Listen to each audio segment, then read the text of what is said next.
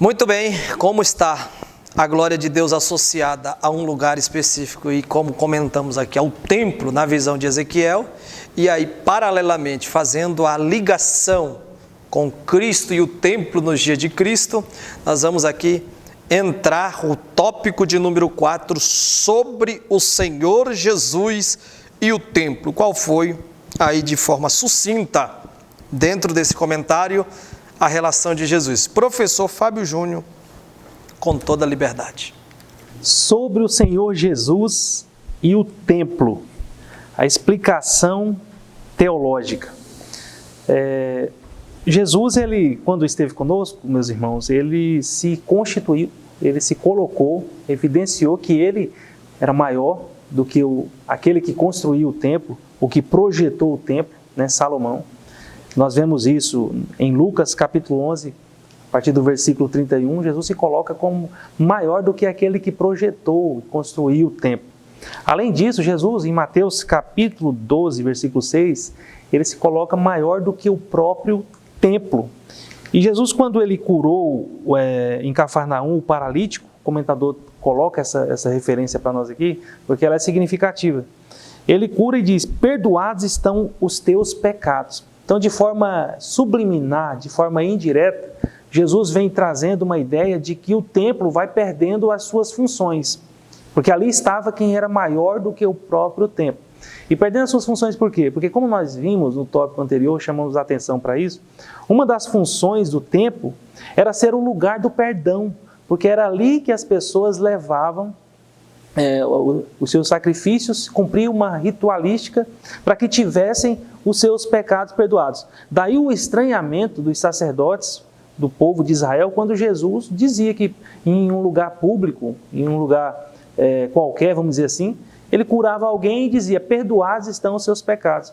Porque o perdoar do pecado cabia a Deus e era dado em um local específico, diante de uma ritualística específica, que era justamente no templo. Mas Jesus, ele se coloca como maior que o templo e aquele que tem poder para perdoar os pecados, seja onde ele estiver e não necessariamente lá no templo. Jesus, ele se coloca na posição superior ao templo, maior que o templo e substitutivo também do templo. O lugar de perdão dos pecados é o próprio Cristo. Não existe um lugar específico para o perdão dos pecados.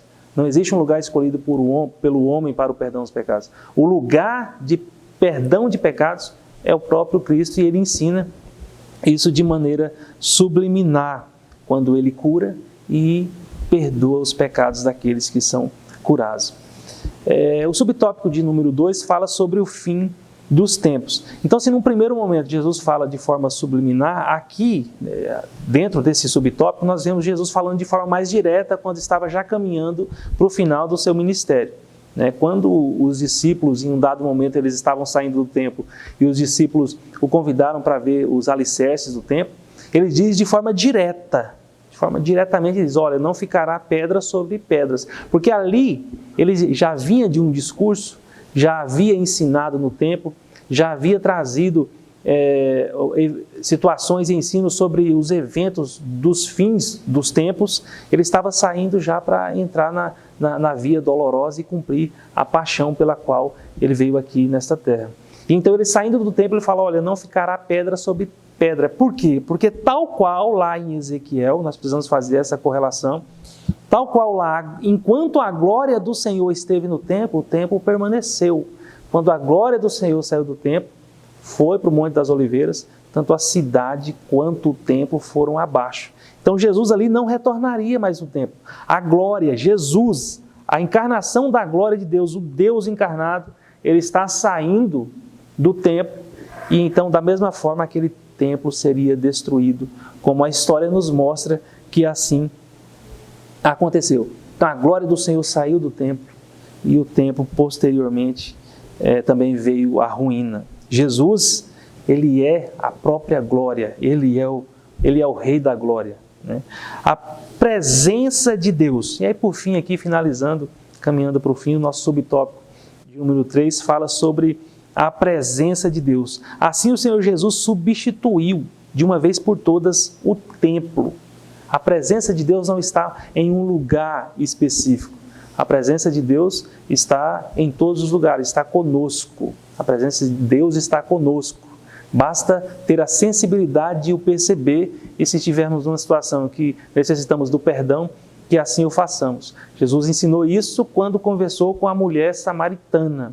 Ele disse, nem aqui e nem em Jerusalém, mas em espírito e em verdade. Então, não faz sentido para mim e você, enquanto cristão, é óbvio que o nosso respeito pela religiosidade alheia, e aqui falando a religiosidade israelita, né? O respeito deve prevalecer. Nós respeitamos as pessoas em suas religiosidades, mas nós, enquanto cristãos, não faz sentido algum nós idolatrarmos um templo, nós nos voltarmos para o templo como sendo o lugar específico da adoração. Se o templo é santo, é porque eu e você, se nós temos um ambiente para cultuar que foi separado para essa finalidade, santo nesse sentido, é porque eu e você, principalmente, antes de separar um lugar, eu e você fomos separados por Deus e confiamos que Ele está conosco em todos os lugares. Percebemos e vemos neste último tempo que a revelação de Deus ela dá-se de forma gradativa dentro de um projeto. Então, dentro de uma conversa com a mulher samaritana, para nós concluirmos aqui, ela tinha a dúvida. Os nossos pais disseram que é aqui neste monte que se deve adorar a Deus. Vocês, judeus, dizem que é no templo. E aí, o que o Senhor diz? Jesus diz, dias virão e já chegou em que os verdadeiros adoradores adorarão o Pai, né? O Deus da glória, o Pai da glória, o Deus Todo-Poderoso. Adorarão ao Pai em espírito e em verdade. Então hoje nós percebemos que Deus já não está ali, evidenciado em um templo material, em uma estrutura, a presença dele não está ali.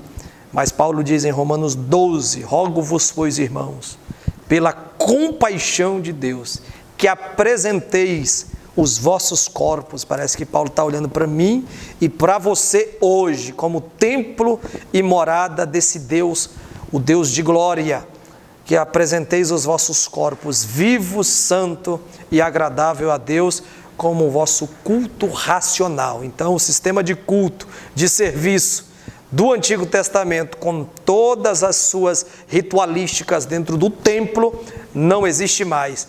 Mas você, eu, somos portadores desta glória, e Paulo diz que nós somos transformados de glória em glória, e se aquela glória fazia o rosto de um ser humano comum, igual Moisés, brilhar a ponto de o povo não conseguir olhar para ele, quanto maior glória é esta que nós vivemos hoje, a glória do Espírito Santo em nós e através de nós. Pense nisso e jamais abra mão, assim como Moisés lá, da presença de Deus por qualquer outras coisas.